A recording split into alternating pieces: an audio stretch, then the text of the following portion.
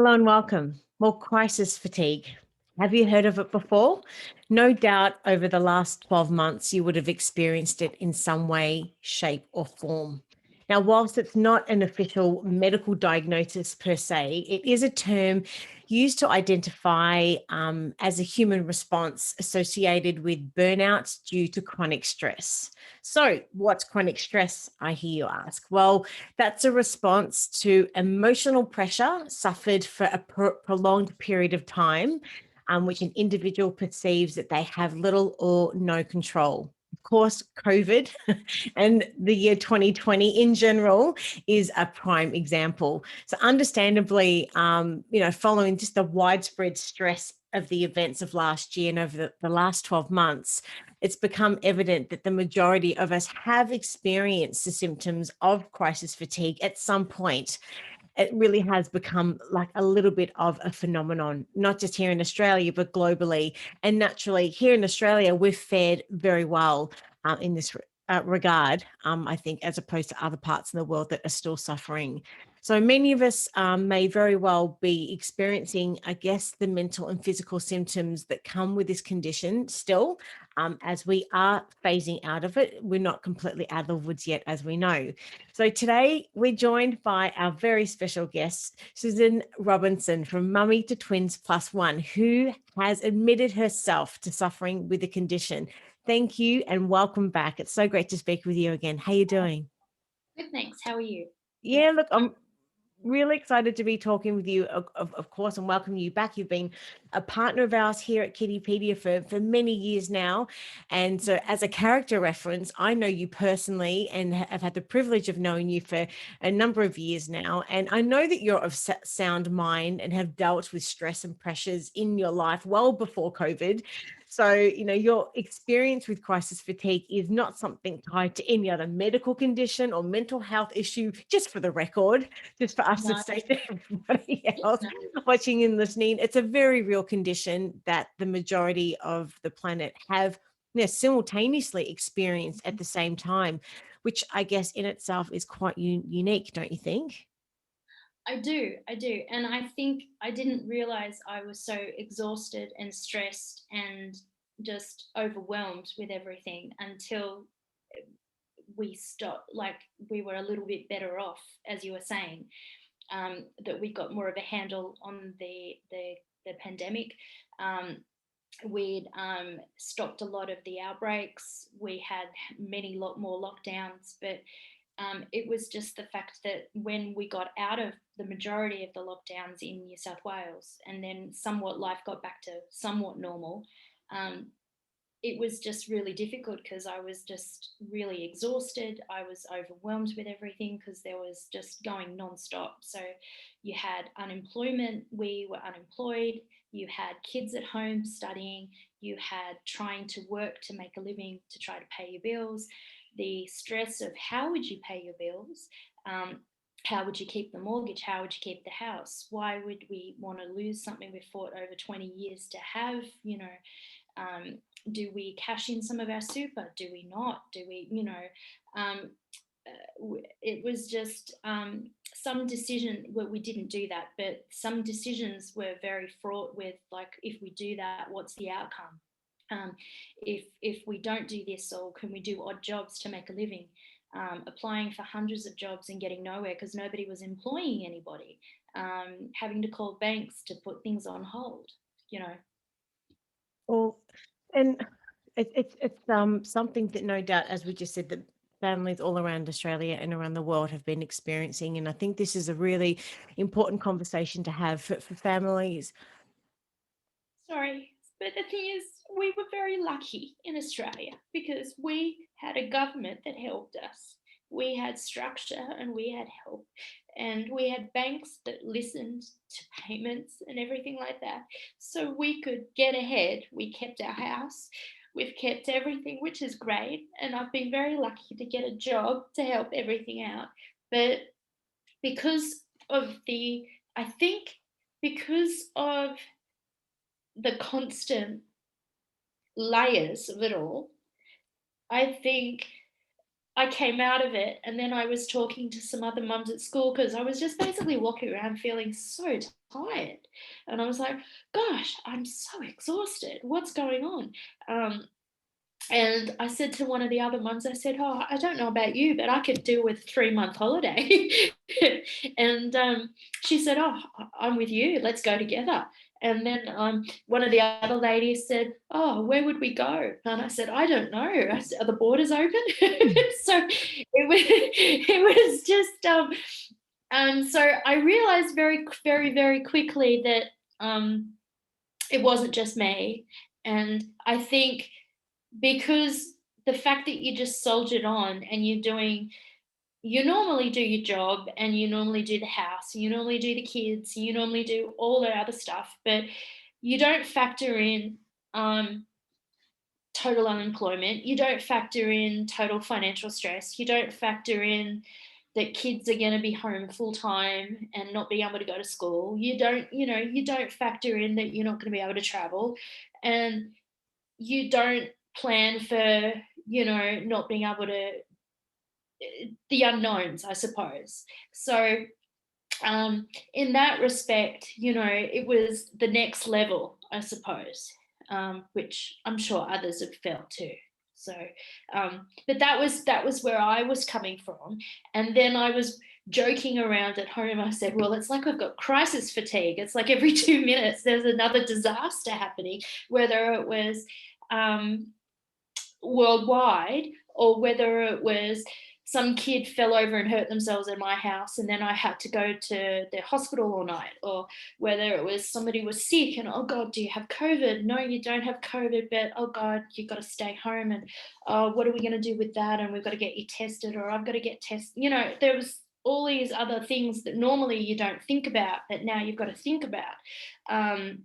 So yeah, so that was sort of where I was faced. And then now with, I suppose, being responsible for trying to bring more income into the household to make sure that we move forward, um, I suppose that's stress as well. But I'm grateful for the opportunity to have got the job last year to have allowed us to keep on going, I suppose. So, but Thank you. Thank you yeah. for sharing all of this, and no doubt people watching and listening um, have Sorry, now tears all over me. No, look, and I'm sorry that you've had to go through this and experience this, and I really hope that anyone watching and listening as well can empathize with Yeah. what you've been going through, and no doubt families, as I said, all around Australia and globally as well. And we would really hope that this is the only experience that we would have with Oh, something like this, in well, our life. who knew we'd live through a 100-year pandemic? So, Yeah, I and suppose somebody know. When I was doing research on some examples of situations that can lead to crisis fatigue leading up to the interview Oh, and the yeah. chat today, and there's some really pretty heavy stuff. So this gives some context as to what you were just talking about, and Yeah. realistically what we've just lived through, and it's just sort of in the wake of now. So here's a Yeah. list for you. Okay, so it's war, political Yes. instability, economic depression, natural disasters, and racial injustice. Now, one would hope collectively that the human race would become much more empathetic to anyone that's experienced any of those previously now, I think, as well. Like we hear about Yeah. these big, Oh, heavy a lot of things that those. people just switch off a little bit emotionally and just say, that's a little bit too hard to deal with. That's a little bit too heavy. And I'm just going to go back into my happy bubble where I'm safe. But now people Yeah. understand a little bit more that, you know, crisis fatigue is something that is equally obviously experienced with a pandemic. So with war, political Yeah. instability, economic depression, natural disasters, a pandemic, racial injustice, we understand now. And I would really hope that people are really more empathetic to listening to stories like yourself, to understanding this Yeah. in your situation, and also just looking at other people around the world that are experiencing and have experienced any of those things that I've just rattled off from that Yeah. list, that we would be much more empathetic and supportive of That's that. And it's, but at the end of the day, it's still, I guess we're all relative, isn't it? And it doesn't take away from anyone's personal experiences of what COVID has meant to our lives. And I think look, what I understand and what I read of crisis fatigue, that it does subside on its own when a person starts to feel safe again.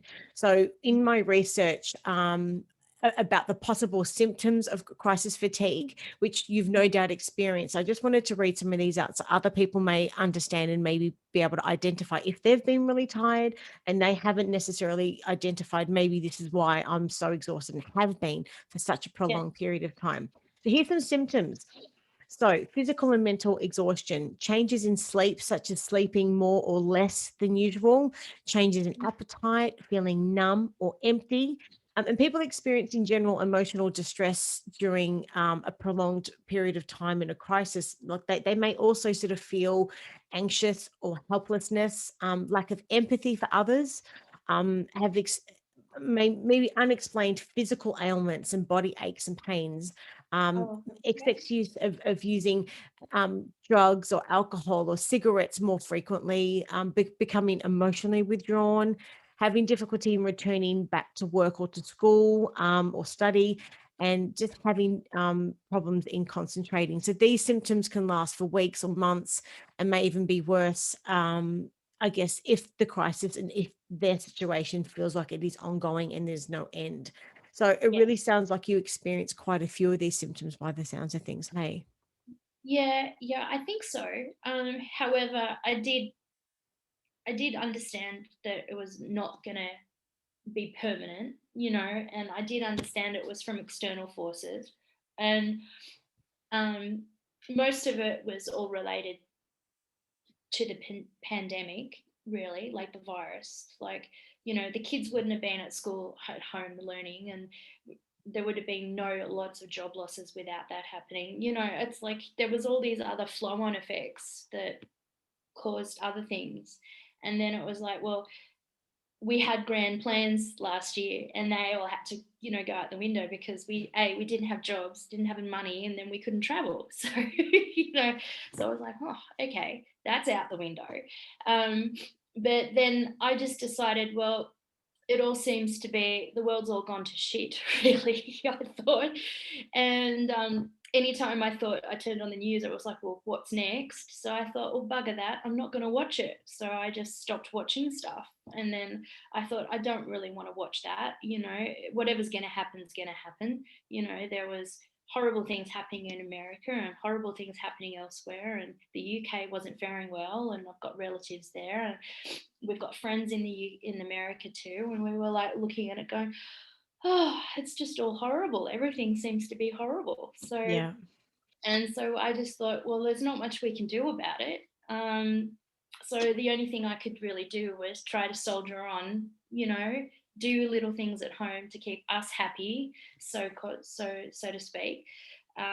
You know, do pet And enjoy projects. simple things. That's Yeah, yeah, yeah. And simple we were lucky too. moments.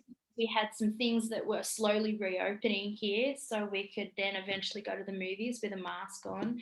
And then we had different things to entertain the kids at home. And lots of things got cancelled, which unfortunately made the girls and my little boy very upset because everything got cancelled. What else? Which I'm sure other people have had experience Yeah, with it's their heartbreaking to children. see the kids have Well, you paid moments where for all they've these had. things, and you paid for concerts, and you paid for, you know, I, all this stuff. It was just like couldn't happen, and I was like, I understand that, but I'm just disappointed because it would have been fun. Um, oh It's well, so and yeah, realistically in Australia, we are lucky now that we are the lucky country. we are, Understanding we've got yeah, family and friends, as you mentioned, you've got yeah, family in the UK, so do we. yeah, I've got family in Europe and yeah. friends in America. There's a lot of other countries that are still in the belly Mm. of the beast, so to speak, with lockdowns and those types of things, and just slowly sort of coming out of that Yes, lockdown we period. are very lucky. So We are. I know I'm complaining and whinging, but That's what I'm saying, we're but very still all relative to your life and to well. The thing your is, family. we we're lucky. We haven't had anybody ill from anything, so we're very lucky from that. As I said, we're lucky we've got a roof over our head. I'm like, I've just Perspective is a realized, very important thing, I think, in well, these times yeah, as well. We well, still that's have our what I health. did. Yeah. I did that too. I just sat there and thought, well, I should just be grateful for what we have. It could Yes. be a lot worse. It It could gives be a lot worse. We could be somewhere else. We could be homeless. We could be, who knows? the perspective. Yeah, yeah, yeah, yeah. We could be living in a smaller space with 3 children going mad. So, Yes. So it's um, all perspective. yeah, Now, yeah. Louis, now you published an article on this topic and about your experiences called crisis Mhm. fatigue. Now, for someone who hasn't read the article yet, can you Yep. just tell us a little bit what it's about and what has inspired you to write it? And as we understand, it really does address the events of your life in these last 12 months, because we understand you've experienced not only COVID, but the bushfires as well Yes. in the last 12 months, like many families on the East Coast, plus Yeah, added not alone financial with that. stress. Yeah. And so it is no surprise that you have experienced crisis fatigue. So can you maybe just give us a 2-second introduction Oh, into what the right. article's about? Okay. Well, not only the year before, like 2019 was a bad year too. Um, my husband had a car accident that wasn't his fault, but he ended up having to. His car was totaled, and we had to then find the money, get a new car. So we did that, and then he his contract was over in 2019 in November, and then we had the bushfires, and then so there was constant. I think 5 to 6 months before, in January anyway, we were having bushfires. So we were constantly having sirens, there was smoke, there was everything. We'd hang our clothes out, you'd smell like smoke. You'd go anywhere, you'd smell like smoke. Um, you'd be looking at the fires near me out, wondering what was going on. You'd see helicopters coming over, dumping water everywhere. Um, what else? Oh, yes, so we had that. And then we had lead up to Christmas, we decided to leave early because the fire, they were blocking off some of the highway. They had the highway blocked up to go towards um, Mudgee and Bathurst way. That was all blocked, so you couldn't go that way. But they blocked the highway just a block up from our house to come towards Sydney. So we were thinking if they blocked it even further, we would be stuck, regardless of whether we wanted to leave. That must have been Um, terrifying.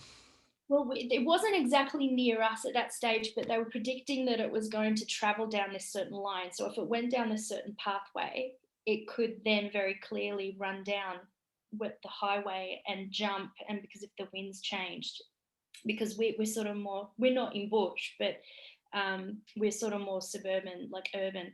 But it doesn't really matter because apparently about 50 years back or so, it ended up burning out a whole lot of, Youre, all the township of Youre, so But it can happen. what does it actually feel like? So when you are in that scenario with bushfires and you are surrounded by them, what Mm. emotions do you actually feel? Like, what do you go through? Well, Understanding you've got a family, you've got your house, you've got well, we didn't. We cared about the house. We just made sure we had a go bag packed with passports, essential documents, etc. Papers, insurance. Like if everything burnt down, we checked to see what we'd be owed. We checked everything.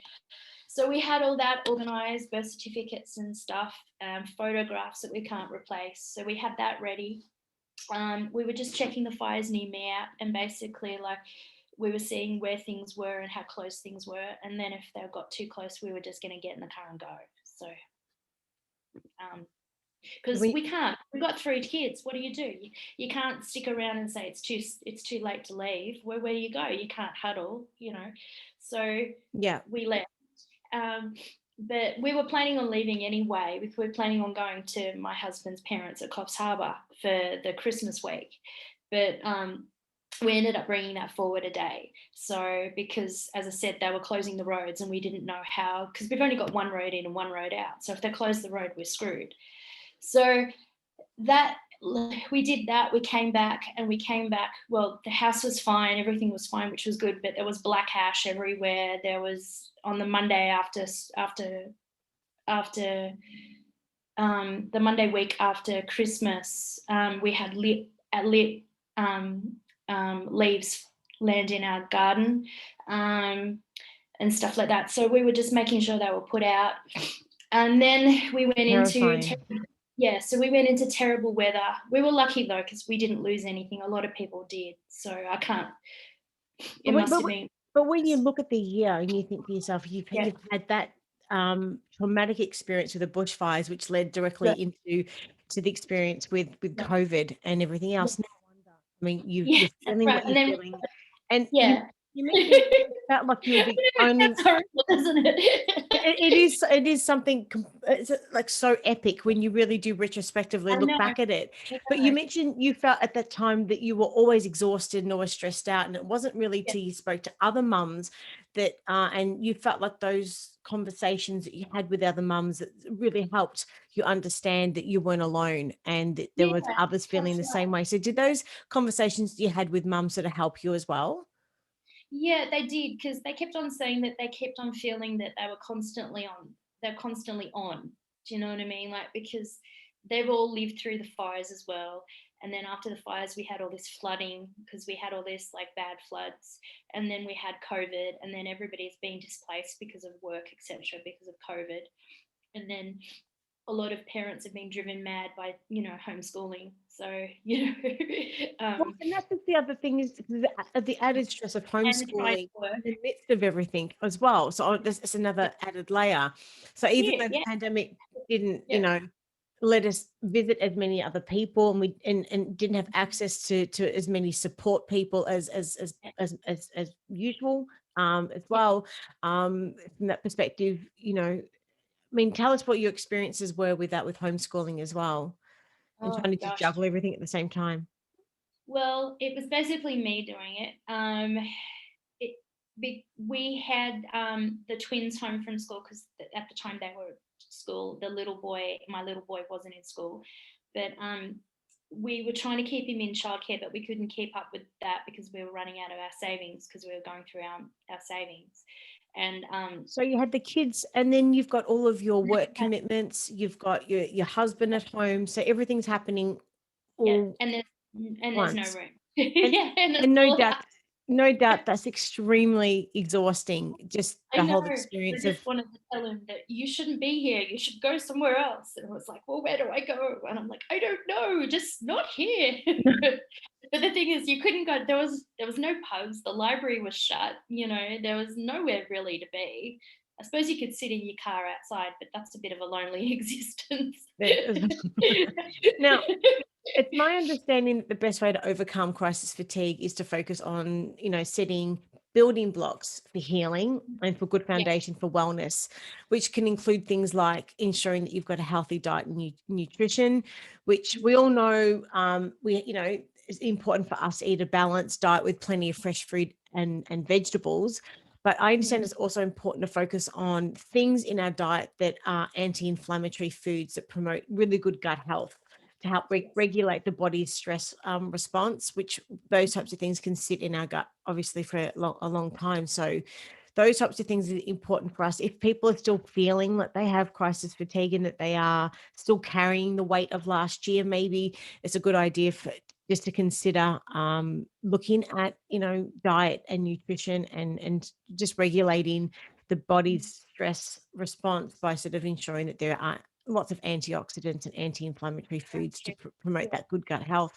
Of course, Yep. exercise is a really great thing to help both mentally and physically increase the production of the brain's it's the feel good neurotransmitters and endorphins as well. So, Mhm. did you find that sort of getting out and go for a walk and I mean we find that in on any daily basis anyway in any situation obviously it's crucial for us to do that, but definitely when you are in a really big sort of like big black hole, that getting out and exercising, getting that fresh air and getting the endorphins kicking can help as well. Don't you reckon?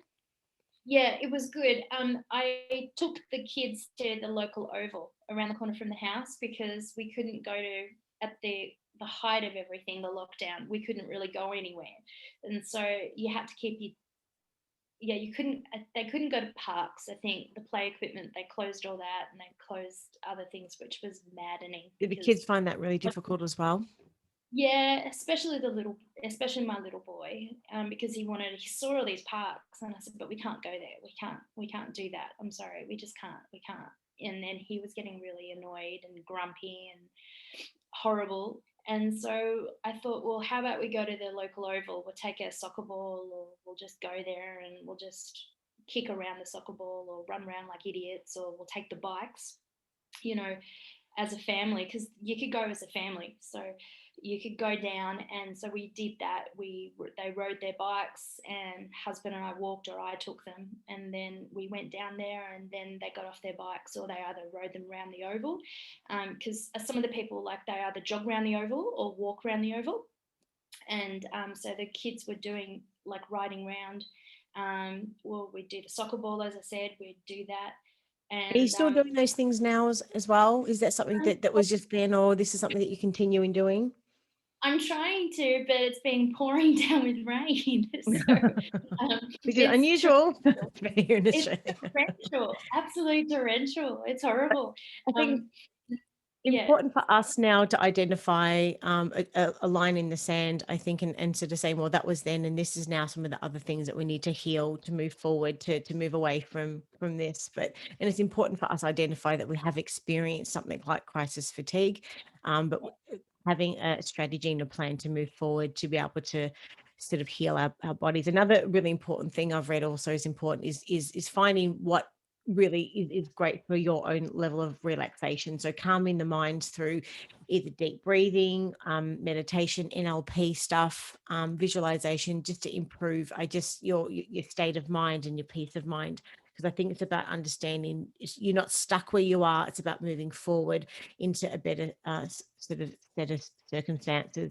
And of course, sleep is something that can really help sort of recalibrate the stress hormones and just boost really good emotional stamina, because we all know that when we're exhausted, everything is 10 times worse, isn't it? And then when you have a good sleep, you go, that actually isn't that bad. The next day, after you've had a good cry the night before, the next morning it never feels as bad. So doing what you can to have a really good night's sleep is something really important. But in the article, you actually suggest other ways to help boost and sort of, I guess, deal with crisis fatigue. And the first one you mentioned is have some downtime. So that's very important. The second one you mentioned is to take up a hobby. Do you want to maybe just yeah. explain a little bit more Well, about that? just like, I mean, if you're still stuck somewhere and you can't get out, like, maybe it's something that you can do online, maybe some online learning. There's a really great one that I use, which is called Masterclass. So they have a whole lot of famous people teach you stuff. So That's cool. you might want to learn how to bake bread, or you might want to learn how to do Japanese cooking, or you might want to learn how to write a screenplay, or, you know, they have Penn and Teller teach you magic.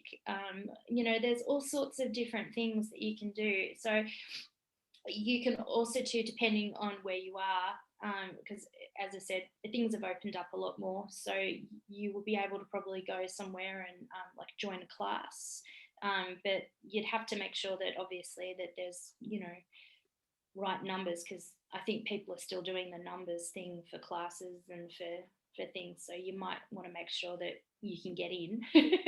um, Online classes are still great too, of Yes, course. yeah, that's it. That's it. So I would suggest doing that, or maybe if you have a local group doing things like sewing or knitting, or um, is there something that you like, photography? You might want to join a local group and just go off and do some photography, and maybe get some of your stuff seen by somebody. You might decide to paint paint some art and just give it a go and see how much you like it. And might not be you might not be great at it, but you might feel, because I like doing it, it's relaxing. I'm not brilliant at it, but it doesn't matter because it's It's something something that I makes your enjoy. heart sing. Yep. And Yes, yes, at the end of the day, you got to think about it. It's putting energy back into yourself. It's putting that good yeah, energy yeah, in that's going to sort of yeah, top up your energy levels. And as you said, it doesn't have to be for anyone else to see it. It's just something that, if it's cooking, if it's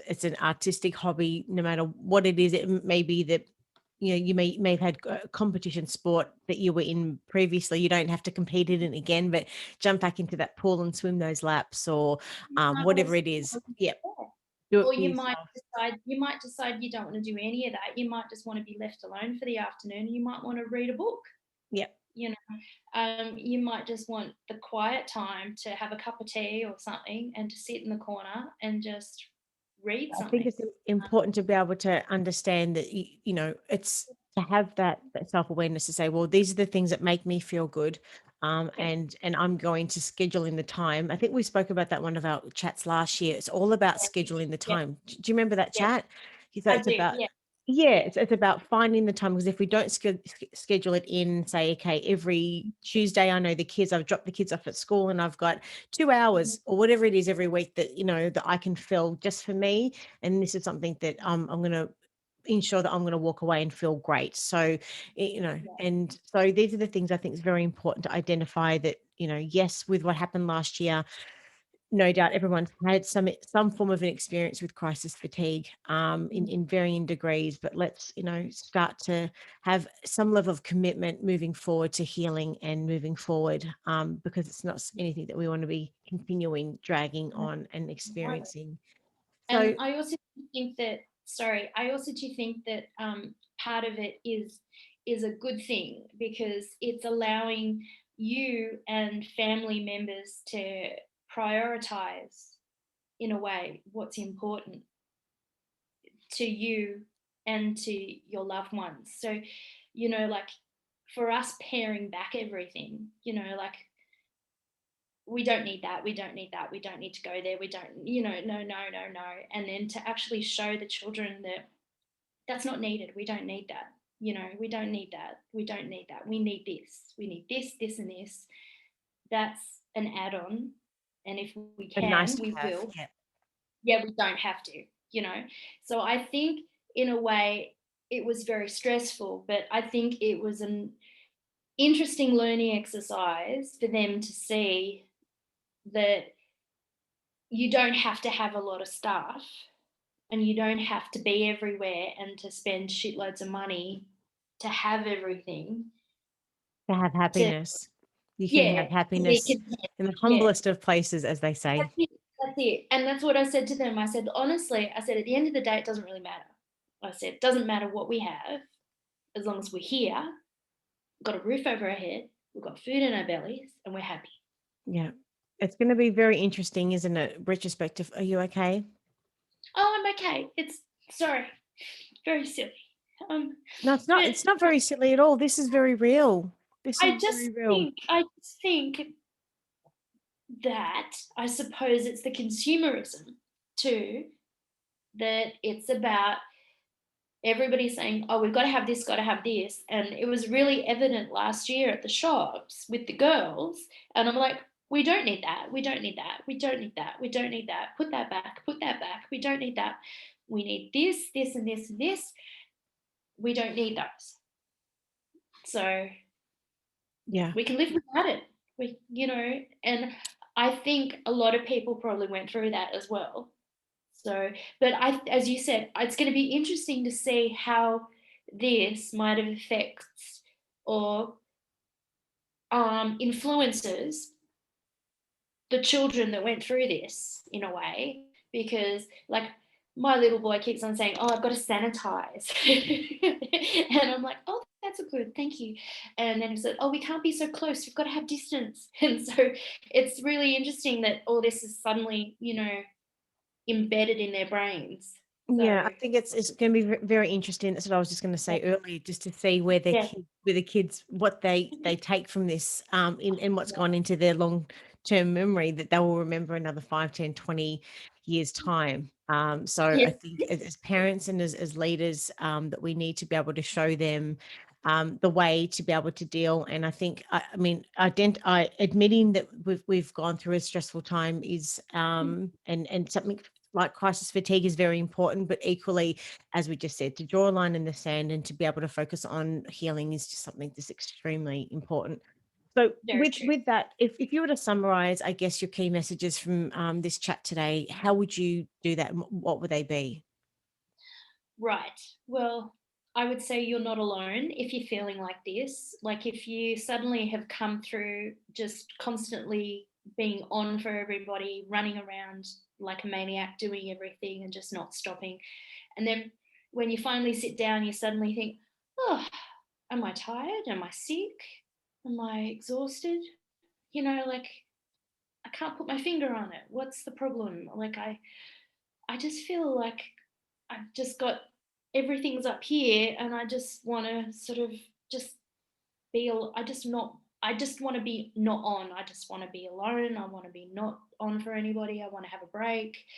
Um, but unfortunately, for some people, you have to keep on going. So I was sort of trying to come to terms with that. And as I said, once I talked to other people and said, "Oh, I'm going a bit mad. Is it I'm tired? Are you tired? What's going on?" And then a couple of the other mums said, "Yeah, I could go on a 3-month holiday." And I'm like, far out. I said, "Same here." And I said, "Oh, can we go together?" And it was just like, "What should we take? Not the husband, not the kids." And it was like, just by ourselves. And I'm thinking, oh gosh, I'm not alone. Um, so it was very interesting because then I thought, well, it's obviously something that everybody has experienced in various different ways, and nobody has been openly talking about it, or if they haven't shared it with me.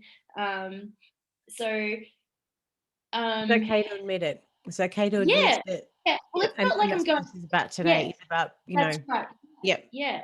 Yeah, and it's not like that it's not like I was completely depressed, or I was not like I was, like, having it was not like that. It was just, I think, the pile up of things on top of each other at the time was just sort of like, and the whole But idea that of does lead to sort of a form it of does post-traumatic yeah. stress disorder, PTSD as well. But it does Yeah, because, I mean, these things, yeah, that's what I'm saying, if they're not dealt with. So I think it's really important also to identify and understand at what point, just to pick up the phone. There are so many free helplines here in Australia. true. We are so lucky, and we will have all of those links in the show notes also, that it's on the path to healing, that it's always important to be able to speak about it. As you today, Yeah. heartbreakingly, have broken down in tears a few times, but that's important to Thank you, get that thank out you. I'm as sorry, well. I look terrible, sorry. No, not at all. But it's important to. So, if for anyone watching and listening, we'll have all of those helplines in the show notes.